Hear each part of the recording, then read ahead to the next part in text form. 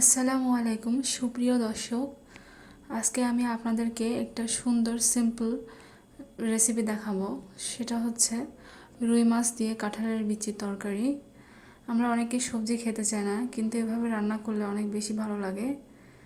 চলুন দেখে নেওয়া যাক আমার এই সহজ সরল রেসিপির জন্য আমি এখানে বাটা মশলা ব্যবহার করব। তার জন্য এখানে আমি জিরা নিয়ে নিচ্ছি অল্প পরিমাণ, এবং কিছু শুকনো মরিচ নিয়ে নিচ্ছি, আদা রসুন এবং পেঁয়াজ নিয়ে নিচ্ছি। আমি এগুলো বেটে নেব।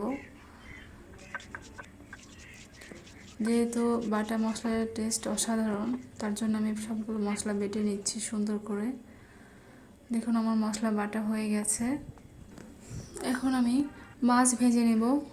আমার রুই মাছগুলো আমি আগেই মেখে রেখেছিলাম লবণ, হলুদের গুঁড়ো এবং মরিচের গুঁড়ো দিয়ে। এখন আমি তেলটা গরম করে মাছ ভেজে নিচ্ছি। এক পিঠ হয়ে গেলে আরেক পিঠ উল্টে দিয়ে ভাজতে হবে, উল্টে পাল্টে ভেজে নিতে হবে মাছগুলো। দেখুন আমার মাছ ভাজা হয়ে গেছে। আমি চুলোয় আরেকটা কড়াই দিয়ে দিচ্ছি এবং কেটে রাখা পটলগুলো দিয়ে দিলাম। পটলগুলো আসলে পটলে একটা গন্ধ করে, এভাবে আপনারা হালকা ভেজে নিলে দেখবেন যে আর গন্ধ লাগবে না। আমি এখানে পটলগুলো অল্প লবণ এবং হলুদ দিয়ে ভেজে নিচ্ছি। হালকা ভেজে নেব, বেশি ভাজবো না।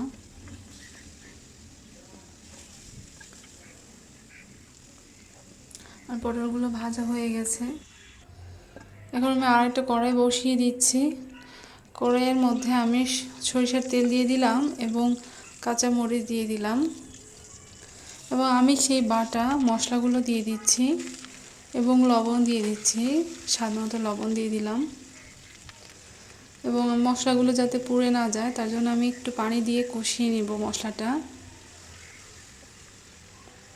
দেখুন আমি মশলাগুলো কষিয়ে নিয়েছি এবং কিছু অল্প পরিমাণ হলুদের গুঁড়ো দিয়ে দিচ্ছি। যেহেতু আমাদের এখানে শুকনো মরিচ দেওয়া আছে, সেহেতু আমাদের মরিচের গুঁড়ো দেওয়ার প্রয়োজন নেই। এখন আমি সেই সিদ্ধ করে পরিষ্কার করা কাঁঠালের বিচিগুলো দিয়ে দিলাম। এখানে আমি কাঁঠালের বিচিগুলো ইউজ করছি আলুর পরিবর্তে, কারণ আলুটা অত ভালো লাগে না আমার খেতে। তার জন্য আমি কাঁঠালের বিচি দিয়ে তরকারিটা রান্না করব। এই তরকারি অনেক ভালো লাগবে। আমি এখানে অল্প পানি দিয়ে এগুলোকে কষিয়ে নিচ্ছি।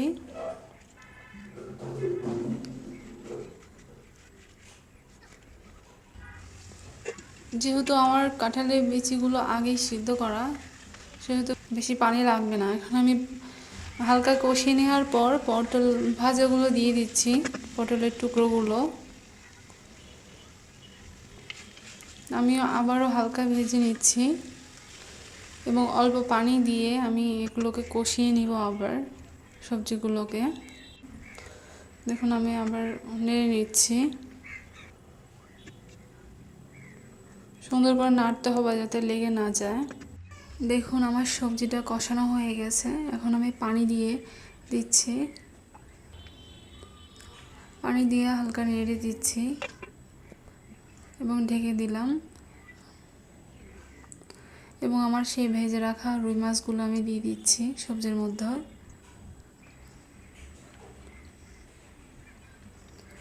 এবং এটাকে একটু সময়ের জন্য আমি ঢেকে রাখবো।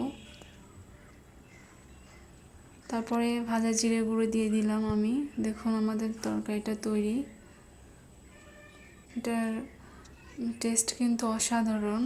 আপনারা যদি একবার তৈরি করে দেখেন তাহলে এরপর থেকে আর কোনো কাঁঠালের বিচি ফেলবেন না, এভাবেই খেতে চাইবেন।